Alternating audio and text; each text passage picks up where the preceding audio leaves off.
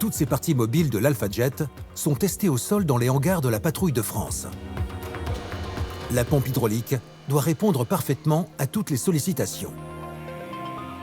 Les vérifications moins fréquentes concernent le siège éjectable.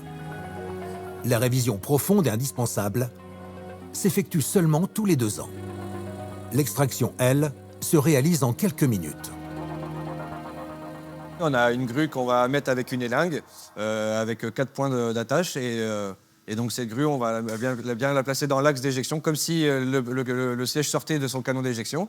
Et on va maniveler cette grue et ça va nous permettre de sortir le siège en toute sécurité. Le moteur est lui déposé toutes les 180 heures de vol. Il est renvoyé à l'industriel pour une révision complète. Le catalogue des problèmes peut être très varié, comme celui courant de l'aspiration d'éléments étrangers. Nos avions à nous, ils roulent assez proche sur le taxiway. Il peut y avoir des petits cailloux en fait, sur ce taxiway et l'avion de devant peut propulser des cailloux qui vont finir malheureusement à l'intérieur du moteur et nous abîmer les ailettes, les aubes en fait, du compresseur. Alors que les mécaniciens travaillent chacun sur leur avion, les pilotes, eux, répètent inlassablement l'ensemble de la démonstration aérienne. Cela se passe sur la terre ferme, dans une salle isolée de toute nuisance sonore. Les pilotes entrent alors dans une bulle de concentration. Ils l'appellent la musique. C'est une répétition mentale de ce que nous allons effectuer pendant le vol. Et cette répétition, elle est primordiale puisque après en vol, il n'y a plus de place à l'improvisation, à la réflexion sur nos actions à venir. Il faut que ces actions elles soient ancrées au plus profond de notre cerveau. C'est pourquoi nous faisons cette musique systématiquement avant chaque entraînement et chaque démonstration.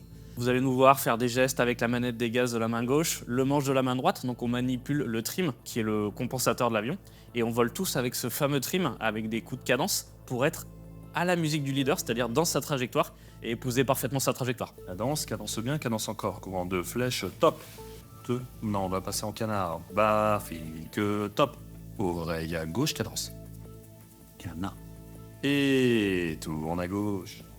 C'est une étape indispensable, à l'image d'un skieur qui va faire une Coupe du Monde et où il va se passer toutes les portes avant de faire le parcours. Nous, c'est exactement pareil.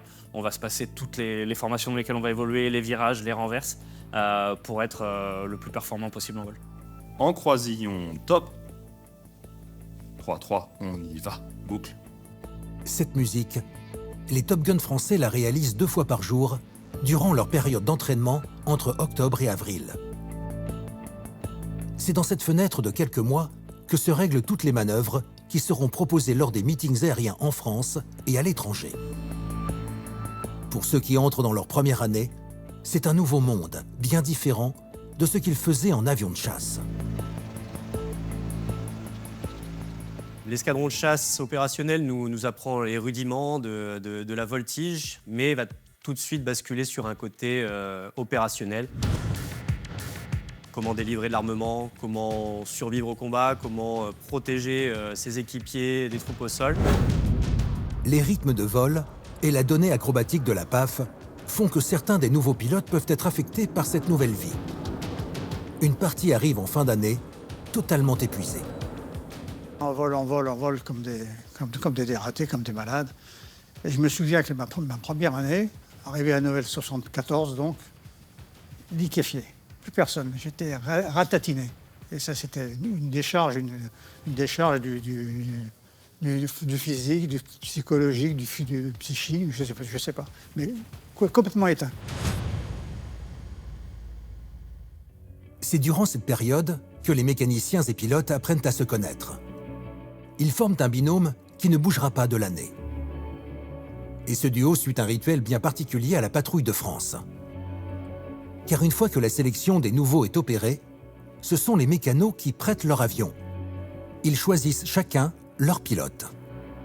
Il y a une concertation qui est faite entre les mécaniciens pour savoir quel pilote sera attribué à quel mécanicien, en fonction des affinités, en fonction d'autres critères qui leur sont propres et dont je n'ai pas tous les secrets. Ça permet aussi au pilote de garder les pieds sur terre et de se rappeler que s'il est en mesure de faire ses vols et les faire en toute sécurité, c'est aussi grâce à tout le soin que le mécanicien porte sur son avion. La confiance est telle entre les deux hommes que le pilote ne fait même pas un tour de l'avion avant de décoller. C'est pourtant un rituel des pilotes de chasse. Mais pas dans la patrouille de France. Le pilote accède directement à son cockpit. Et il utilise pour cela une petite marche rétractable.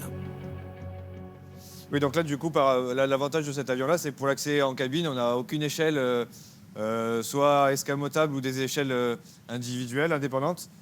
Tout est déjà installé dans l'avion. Donc là, ici, on a un marchepied qu'on peut rentrer directement dans le fuselage. Et donc, du coup, voilà, au niveau de l'avion, ça ne change aucunement son aérodynamisme.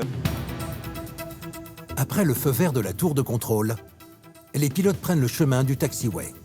C'est la route pour se rendre sur la piste de décollage. Là, ils vérifient que leur fumigène fonctionne correctement et qu'il est de la bonne couleur.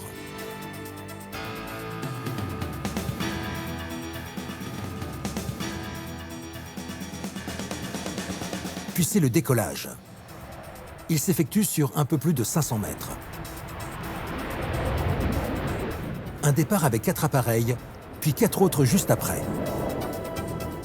La phase est déjà spectaculaire avec ces avions de chasse groupés. Et ce qui impressionne immédiatement, c'est le rapprochement des Alpha Jets. Ils sont parfois à moins de 2 mètres les uns des autres.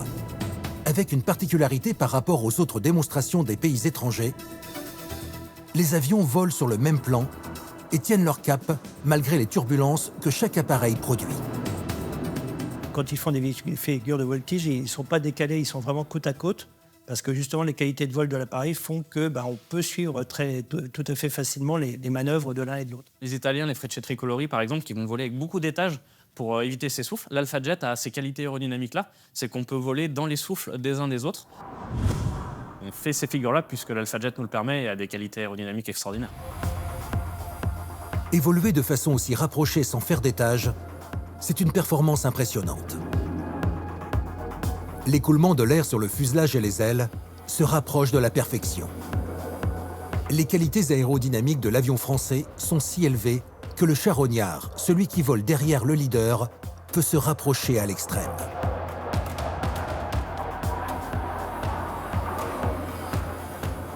C'est ce que ne peuvent pas faire d'autres avions parce que tout de suite, ils sont dans le remous et ça tabasse et ils ne peuvent pas stabiliser.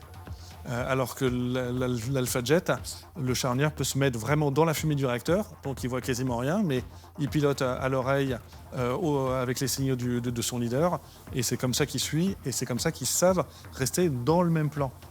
Il crée peu de traînées, ce qui permet au charognard de venir se loger vraiment derrière le leader. Pas en décalé, pas au-dessus, pas sur les côtés, vraiment dans le flux du réacteur du leader, ce qui est normalement très dangereux parce que derrière un avion, on a généralement beaucoup de remous qui peuvent faire se renverser un avion.